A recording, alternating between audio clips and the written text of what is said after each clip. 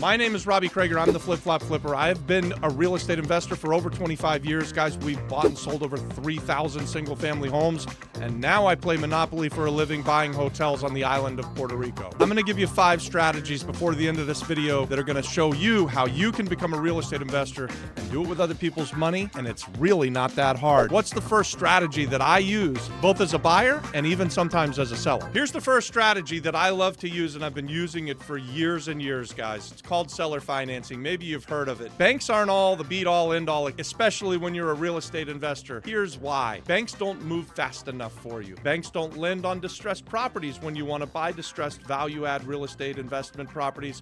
You generally can't use the banks. So, negotiating a seller finance deal, i.e., putting the seller in the place of the bank and paying him over time, is a great way for you to get into real estate investing, and you don't need to come up with a whole bunch of money out of your pocket. In fact, you can do it with $0 out of pocket if you structure the deal properly. Let me talk about what seller financing is and what it isn't. Seller financing is a way for you to purchase real estate even when you can't get the bank loan. You ask the seller to become the bank. When you're doing a seller finance deal, the seller's going to put himself as the banker. He's going to lend you the money to purchase the house from him, and you're going to pay him in an installment loan. So you're going to monthly give him payments. You're going to be able to negotiate with this person, this seller. You're going to be able to negotiate the price, the terms are how long the loan will be for. The interest rate is what interest you pay on the money that you owe the person. The monthly payments, how many monthly payments you're going to do, even a balloon payment. So why is this so valuable? As real estate investors, we know that if we're buying distressed property, we want to buy it at all cash, way down here. But a lot of times the sellers may be stuck on a number and they want up here for it. They want too much for it. But if you can give them less money out of pocket and negotiate with them so that they start getting monthly payments while you do the work, while you do the renovation, the value add, and bring it up to its highest and best use, this is a really, really lucrative way for you, the real estate investor, to be able to buy a piece of real estate, pay the seller the price that he wants for it, which maybe is a little bit of a premium from your cash price, which was way down here, but you get a great deal on it because he lends you the money at a low interest rate or even a 0 interest rate very often. We always like to start with a 0 interest rate, although we don't like to lend at a 0 interest rate. You see how that works? I want to borrow at a low interest rate. I want to lend at a high interest rate. When you're a real estate investor, you get the best of both worlds, and you can do this too, guys. I'm telling you from a lifetime of experience, this is something that we've used over the years, both as a buyer, often as a buyer, but now often as a seller. So when we're selling things, we'll want to make it easy for you, the real estate investor, or you, the homeowner, to come in and buy the property, and you're buying it at retail for us, say if you're a homeowner, and we lend you the money as if we're the bank. And because interest rates have gone up, it's very attractive for me to do this. If I can get a nice down payment, I'll want to lend it. So this is a great way to become a real estate investor, both to buy something with low money out of pocket or 0 down, and then to sell something to someone else and allow them to come in with the low down payment. I particularly like to buy rental properties using this seller financed method. And so recently we've done a couple in Orlando, Florida, where we find a tired landlord and he's used to getting installments. He's used to getting rent. And we go to him and we say, hey, Mr. Tired Landlord, we see that you're selling the house. You've been renting it for 25 years and you're ready to be done with that. You don't want the headaches anymore. You're tired of having to get up on a Sunday afternoon to go fix a plumbing problem or even just call the plumber. So why don't you let us take over that problem for you? Remember, guys, real estate investors get paid to solve problems, and we can solve the problems for tired landlords. They're used to getting rent on a monthly basis. So when I make the offer at their price, I can pay them what is effectively now a new rent that's hopefully lower than the rent that you're going to charge, so that you have some spread, right? Like, so I would say, here's how it would look. The seller is asking $150,000 for his property, and it's renting for $1,500 a month. Doesn't sound like a bad deal. I would want to structure a deal with him where I'm giving him maybe $800 or $900 a month on his $150,000 purchase over a period of time, and then maybe we structure a balloon payment or something like that. But why do I want to do that? I want to do that because I can take over the house, I can take over the problems, and I don't have to come out of pocket with a whole bunch of money. I can step in the shoes of the seller, take the problems off of his hand. He's used to getting that rent payment every month. Now we can just pay him an interest payment and a principal payment every month. And we get into a beautiful deal where we are going to grow equity over time, and our renter's going to pay down that loan that we borrowed from the seller. You guys see where I'm going with this? This is a great way to buy rental properties. And tired landlords, they're a great place for you to find people who would lend you potentially money. So you're getting a 2-for-1 here with this first one in seller financing. What's the method? Seller financing. Where can you find it? Pro tip, go look for tired landlords. All right, let's talk about number 2, the second method that we use to find rental properties with zero money out of pocket. It's a very similar situation to what we just talked about, seller finance, but it's called lease option. And so here's something you can do even if the landlord's not tired. You could start targeting landlords and calling them up and finding people who are renting below market. If you can find a landlord that's renting below market, you can negotiate with him to rent his property and ask him for an option to purchase it for a period of time. So what would that look like? We'll go back to the example of the landlord has a house that's worth about $150,000, and they're renting it for, say, $1,000 a month, but you think that market rents are $1,200, $1,300, $1,400, $1,500 a month. So it's an attractive lease for you to take over. And at the same time, because you're taking over the lease, you're talking to the landlord, even if his house isn't for sale. Very often, landlords will agree to sell you the property on an option contract where they would give you a period of time that you could buy the house. And so what does that give them? That gives them a fixed price for a period of time that you potentially would buy the house from them. And for that, they're going to ask you to give them some option money. So you may have to go into that lease where you think you can make a spread on it for the next 5 years and negotiate a 5-year lease option contract. You're going to say, hey, I'll buy the house from you over the next 5 years at the $150,000. Here's a few $1,000s to give me the right to do that, to purchase the option. And then I'll also lease it from you for what you're asking, say the $1,000 a month that they were asking. And then you would go out and lease it to someone else for more money and take the spread. So you'd have very little money out of pocket. Maybe you could even negotiate almost no money out of pocket, and you lock up the real estate. Being a real estate a lot of times is about having control over real estate.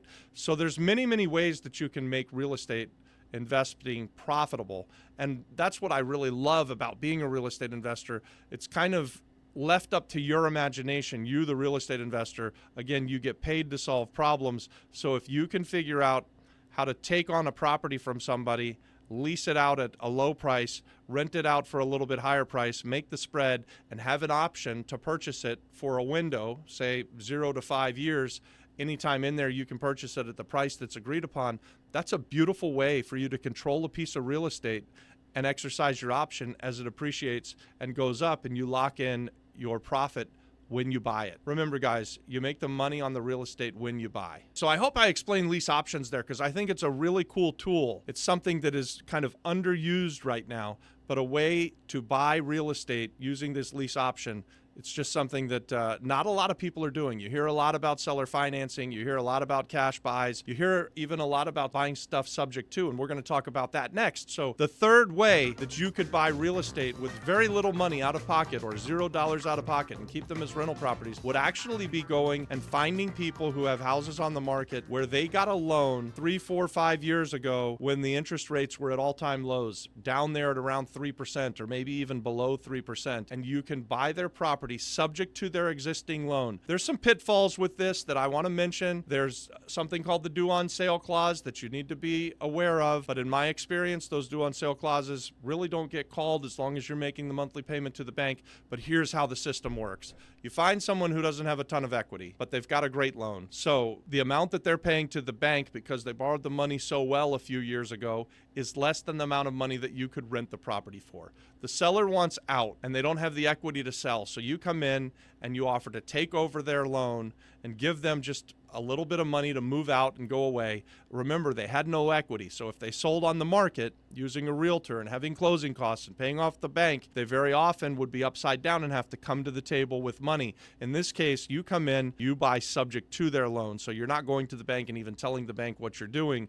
You're just going to start making the payments as if you're the seller. You're going to set things up so that you can show the seller that you're making the payment every month. You're going to give them a small amount of money to move out of the house and go away. And then, guys, you're going to put a renter in the house and let the renter pay down that loan for you, build your equity up, hold on to this house for a long, long time. And at the end of the day, you'll pay off the bank. You'll have loads of equity. This is a beautiful way to build wealth, and it takes very little money out of your own pocket. It's a great way for beginners to buy real estate. Hell, it's a great way for anyone to buy real estate. So if you're looking for a house to move into, this strategy would work as well. You can take over existing loans that people have where they want out. They say they got a new job in Connecticut and they're selling their house in Orlando, Florida, and they have no equity. You can come in and buy that house with very little equity, but a great loan at an affordable price that you can pay monthly, live in the house for the next 10 years, pay down the loan. The house will appreciate like mad, and 10 years from now you sell it and you make a pile of cash. What's better than that? And guys, stay tuned to the last one because I'm going to tell you my very favorite when we get through all of them. I'll let you know which one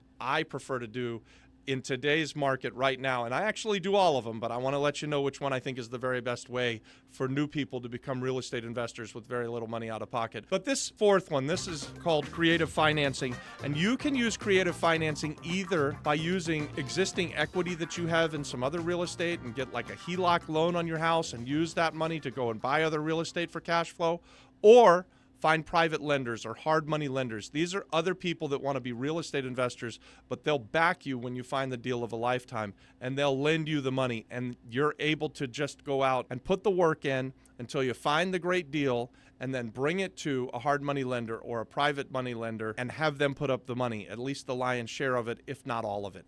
And through the combination of hard money lenders and private money lenders, you can very likely buy real estate and have zero money out of your own pocket. And we've done this on several occasions. So guys, I don't always love to take all of the equity out of every property, and I think that it can be dangerous, but if you've got the deal of a lifetime and there's still equity in it, this is a really good way. A hard money lender is going to lend you, say, 75 or 80% of the after repaired value, or maybe they're going to have rules that they're only going to lend you 60% of the after repaired value, and you need a private money lender to come in and take the gap, the difference.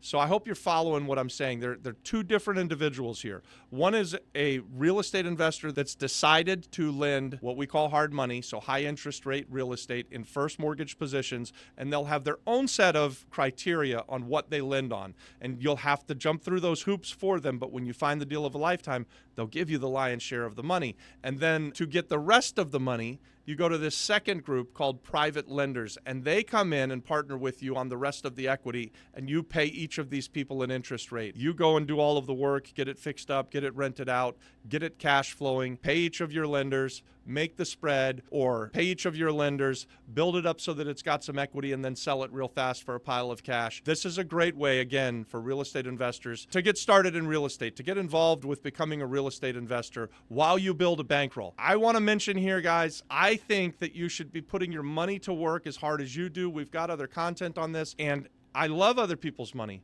but I also love, even more than that, putting my money out there and getting my money to work as hard as I do. So once you've done this a time or two and you build up a bankroll, don't be afraid to invest your own money. Don't be afraid to go and get a HELOC on your house and borrow that money at 5% and then go buy real estate where you can make 25 or 30%. Guys, this just makes sense. You want your money to work as hard as you do so that you don't always have to be the one who has to put in the work. So I hope that makes sense. Now let's talk about the fifth way that you can buy real estate and get into the real estate game, get out of the rat race with zero money out of your pocket. So number 5 is partnerships. It's my favorite way, guys. Thanks for staying down to the last one. Why are partnerships so valuable, and why are they my preferred way that I like to invest in real estate? Let me tell you. Either you can be the person who's driving the ship and you find other people who have some money. That's a great way to do it. Or you've never done anything and you don't have any money, but you're able to go out there and just hit the streets. Work your ass off until you find the deal of a lifetime. Guys, I say this all the time. It's a common thread here. The money's not the most important part of the deal. You are. So that's why I like partnerships, especially with people who can find the deal of a lifetime.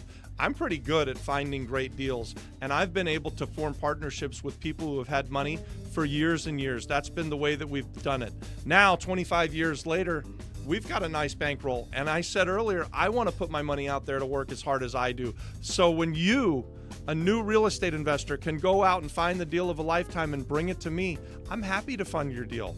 I like being in business with people who are rainmakers, people who can go find the deal of a lifetime. That's why I think partnerships are so valuable. You can be a new real estate investor who's never done anything, but you work your ass off. You go find the deal of a lifetime and you bring it to a community like we've got on this YouTube channel or over on the school platform where we have the Flip Flop Flipper real estate community and we even have the Apex community. Guys, you can find the descriptions for both of those inside of the description to this video. So look, partnerships are my favorite way to invest in real estate because it gives us so many options. I can partner with people who are smarter than me and who have done more than me and have more money than me, and I can bring just this great deal of a lifetime. Or I can be the guy who's got some experience and has some money, and you bring the deal of a lifetime. It doesn't matter how they get set up, as long as the partnership is formed in a way that it's equitable for everybody. Partnerships are the greatest thing since sliced bread as far as I'm concerned, guys.